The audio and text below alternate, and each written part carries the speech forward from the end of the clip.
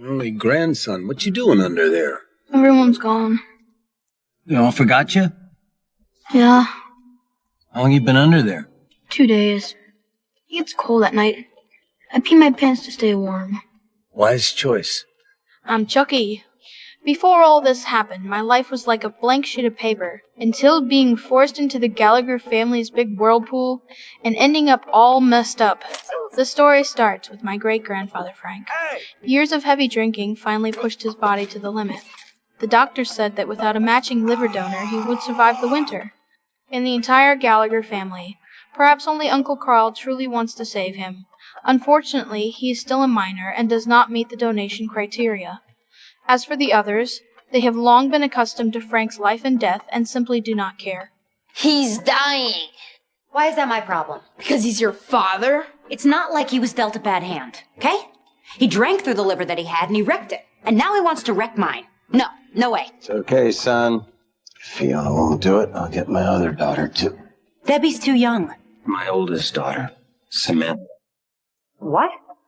That eldest daughter, my mother Sammy, born from a one-night stand that Frank had with a hippie woman named Queenie when he was young.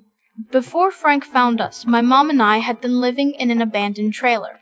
It was small, but really warm.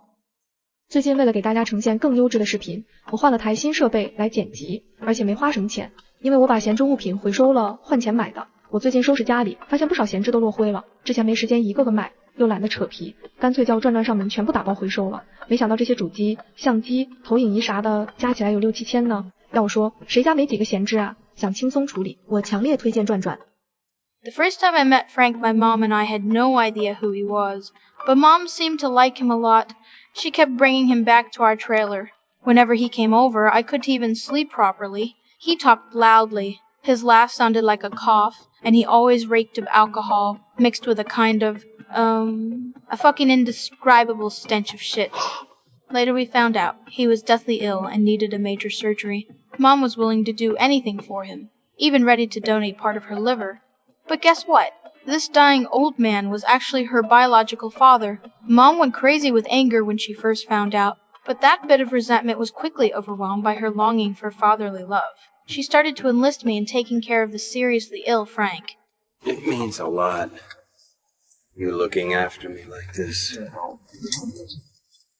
am a lucky public. Oh, Chucky! Be careful! No, it's fine. It's fine. You didn't mean to. Did your temples. Funny kid. And just like that, we dived headfirst into the chaotic life of the Gallagher family. For me, this world was entirely new. Uncle Liam had just been discharged from the hospital after accidentally ingesting drugs, and Uncle Lee immediately laid down a strict rule at home. No one was allowed to touch that stuff again. He specifically reminded Mom to keep a close eye on Grandpa Frank, but seeing Grandpa, who was already ravaged by illness, Mom couldn't spare it, and secretly gave him a painkiller shot. It was that injection that completely ignited Lip's anger. As a result, Mommy and Grandpa, who was dying on the ground, were all thrown out of the house by Uncle. We didn't go back to the trailer park, taking advantage of Aunt Sheila's trip out of town. We sneaked into her house. It was only the second day after I arrived here, when my grandfather asked me to start making a bucket list. Where were we?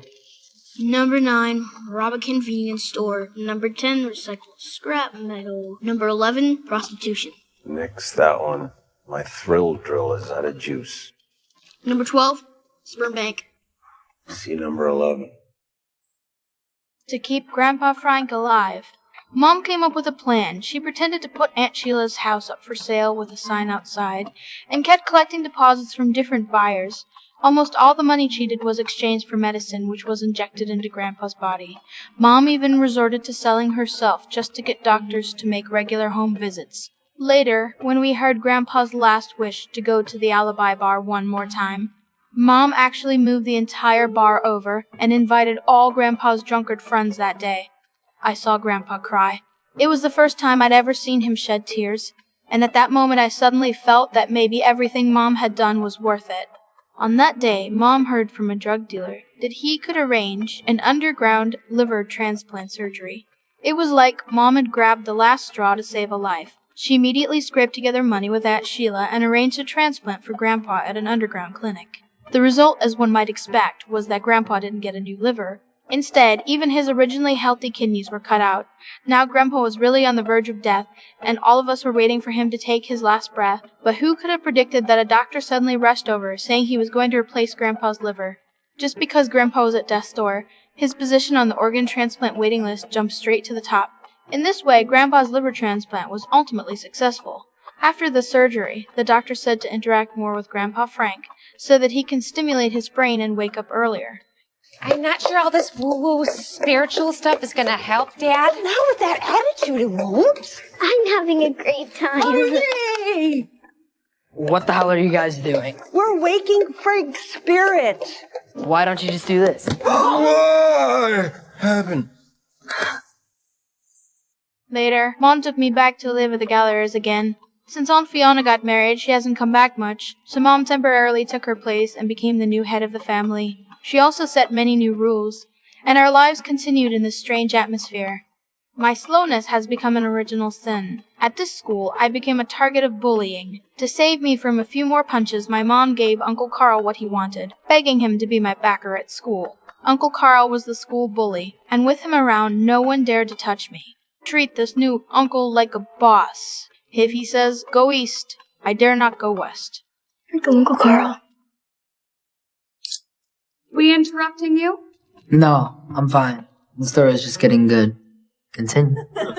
Rita says, Now after school, people even come up to me to say hello. That's simply awesome. My mom is also extremely happy now, and she sticks with Grandpa Frank every day. But it seems Grandpa has long been fed up with her, and is bent on driving her out of the house, and the knife he picked is his chubby grandson, me. By that time, Uncle Carl had already gotten involved in the flower business, and at Grandpa's instigation, he asked me to help him transport some things. When Uncle Carl tied the stuff tightly around me, I even thought of myself as a natural-born mule, feeling perfectly content. I miss my mom. Be a good little niece, and there's more junk food where that came from. Oh my god, I had no idea what was happening, but just like that, the police arrested me. After I went in, they gave me some kind of IQ test, and surprisingly, I scored 71. That was higher than any grade I'd ever gotten in the test. Mom was extremely worried. She said I was like a cute little round white rabbit and would definitely be bullied inside. She insisted on teaching me on the spot how to ingratiate myself with the prison guards to protect myself. In the end, the judge gave me the lowest sentence, saying that if I stay for 120 days and perform well for 90 days, I can come out. Uncle Carl, though, was all excited. He'd even looking forward to getting locked up every day. When he got sentenced to a year, he was over the moon. Mom was still worried before I left. She drew a silly symbol on my forehead as a talisman. Unexpectedly, I was actually taken in by a group of people inside. I got into a fight with Carl, who was representing the black guys as soon as I arrived. Let's do this. But bad luck always follows me, and the whole blame for the fight ended up falling on me alone. Because Carl had gang connections, he got out early, while my sentence got extended instead. When I finally managed to get out, Mom got arrested for chasing Mickey with a gun. I had no choice but to run back to the Gallagher's place. Hi, Aunt Fiona. Fiona Gallagher? Uh-huh. This Charles is your nephew, correct? I forgot about the swastika. Much better. I'm hungry. Ian, did you get your Nazi nephew some breakfast? If you let the cracker stay, bitch gonna get a shiv in his neck. Right here. No rules. No shivs in Chucky's neck and no race wars. In the house. Got it? But not long after I started staying there, their house was gone, and the whole family had skipped town. Poor me, I was like a stone by the roadside, completely and utterly forgotten. While everyone else found a place to sleep, I had nowhere to go. That night, I ran into my grandpa, who was also homeless. I only had 1 can of food left, and he tricked me out of that too. Dawn had just broken when my grandma Queenie came to the south side, ready to pick me up and take me to live in the countryside. I was just about to leave when Uncle Carl came back. I had no idea if Uncle Carl had robbed the bank, but he actually had the money to buy a house, which meant I could return to this temporary home. As soon as Grandma Queenie arrived, she started getting, refused to come out while working in the room. My days at school were just as tough, Having picked up some knowledge in juvie, I wrote a book report on Hitler. Those idiots at school told me to get lost and go home. Kid, what are you doing here? They sent me home from school. Well, beat it. Your grandma and I aren't gonna get into some action. No cock blocking. Hey, wait, what's going on here? Yeah, buddy. Who got you all snot-nosed? Oh my gosh, who upset my little woodchuck? My teacher wouldn't let me share my book report in class. Well, what for? Well, it's just a wild guess, but maybe the report topic. Mein Kampf. Hitler's Mein Kampf? Hey, buddy. You let Grandpa Frank work his magic on the middle school PC police, okay? Okay. Luckily, Grandpa had a mouth like a machine gun. He took me back to school and tore into them so badly that they had nothing to say. At least, he helped me save face. Although Grandma Queenie has a pretty chaotic lifestyle, deep down that sense of responsibility, as a grandma hasn't completely rotted away, she realized that the Galagga house is no place for anyone to live. He was dead set on taking me to that rural commune in the countryside. Due to conflicts between her pregnancy and her family, Debbie decided to go with us. And Grandpa Frank, trying to escape from the drug dealers who were after him, tagged along too. Good night, Chuckapoo. Well, what was a mountain lion? We are barely outside of the city, kid. Be lucky if you see a squirrel. Because Debbie was scared of the way things worked here, Grandpa Frank had to take her back. After that, I never saw any of the Gallaghers again. I'm left alone in this quiet place, eating, sleeping, and spacing out every day. I often think back to the days when we lived in the trailer park. Back then, my mother would hold me in her arms, sing to me, and praise me for being smart. I would also think of those uncles and aunts from Jala's family.